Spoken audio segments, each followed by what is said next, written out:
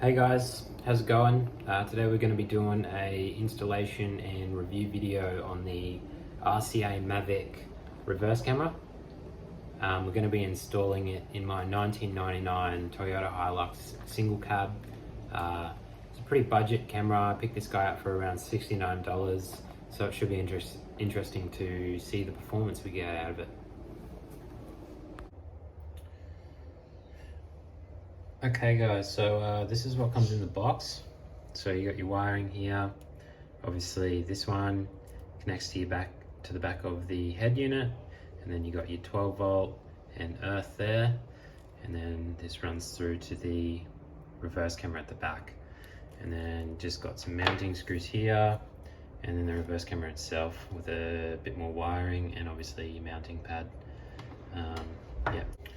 I'll also be using some zip ties, just a basic screwdriver, a bit more auto cable, which I'll explain the use for in just a minute.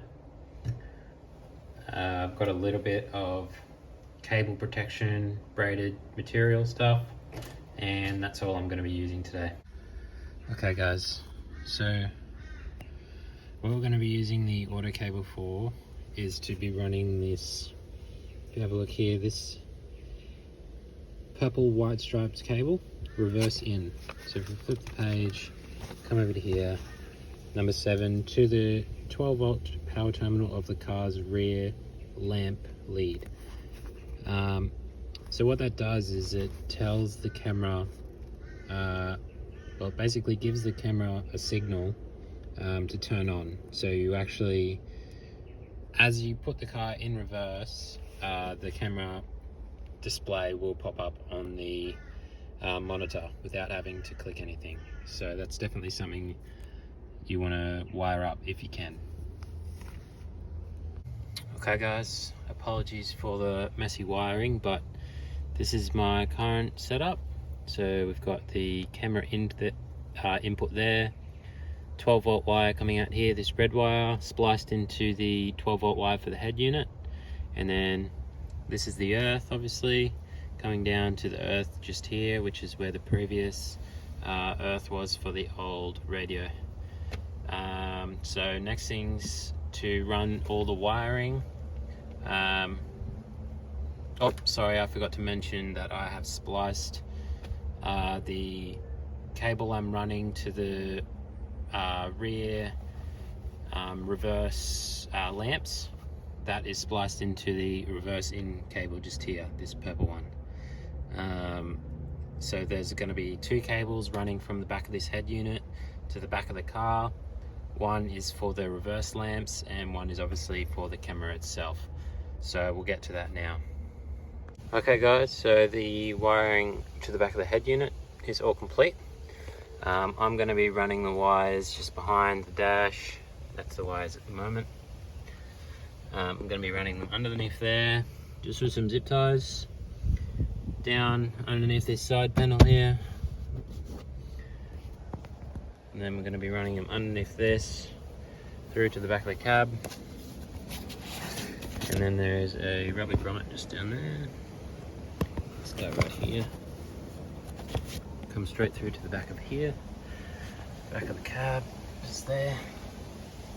And then yeah, pretty self-explanatory from there, just straight up underneath the tray, down the back to the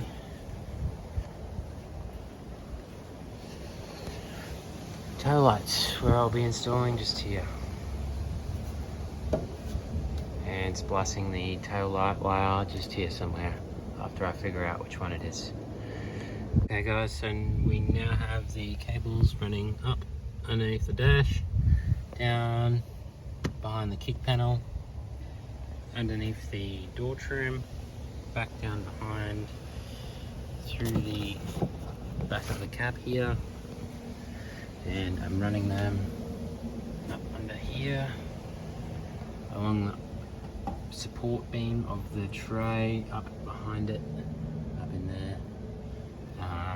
Currently up to this stage, nearly there, getting down the back there. Okay guys, so finished up. Ran the wire just as you can see, along that support beam for the tray. Just zip tied it to the bolts here, just to stop it popping out. Got all the extra wires zip tied up there. Just ran the wires up there, up the top here behind there. Got it mounted there. The mount is a little bit strange. I did mount it the other way, but the camera is actually upside down, so that's obviously the right way, and it doesn't seem to come down any further than that. So I was thinking I might mount it in the dead center of the car, maybe up here, and then it will be able to swing down and have a better field of view from the camera. So this is the video quality that comes back through to the head unit. It's pretty good.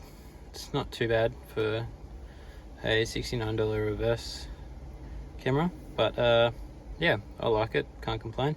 So I also actually ran out of wiring to complete the wiring to come through to the reverse light, so that the camera is actually activated when I put the car into the reverse gear.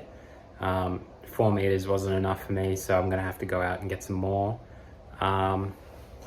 Yeah, I think I'll just end the video there and do that in my own time, but the video quality is pretty good. I'm pretty happy with the camera, and the installation was relatively easy. So if you're looking to do one yourself, yeah, give it a crack. It's pretty easy. That's it for the video, guys. Hope you enjoyed.